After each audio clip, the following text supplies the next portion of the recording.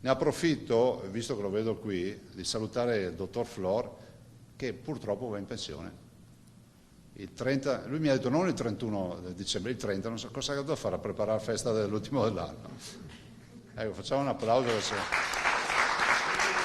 Va in pensione il numero 1 della sanità veneta, Luciano Flor, direttore di quell'azienda zero impegnata negli ultimi anni sul fronte della pandemia. È stato l'uomo che ha preso in mano il Veneto in un momento drammatico. Noi facevamo 200 morti al giorno quando il dottor Flor è stato nominato. Dicembre 2020, il 1° dicembre 2020, se lo ricordo, 20 dicembre non ricordo.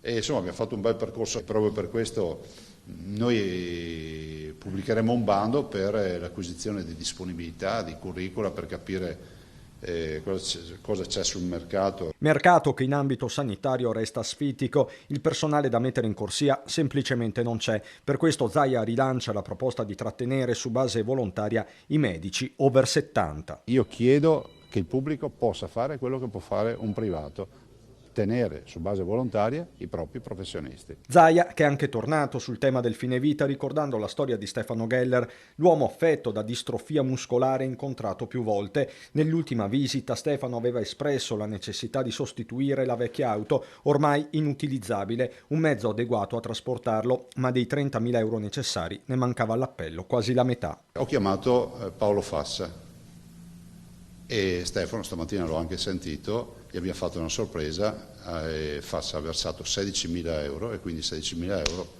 ce li ha in conto corrente, penso sono già partiti, penso nelle 24-48 ore. Stefano era felicissimo e ha già l'auto a casa.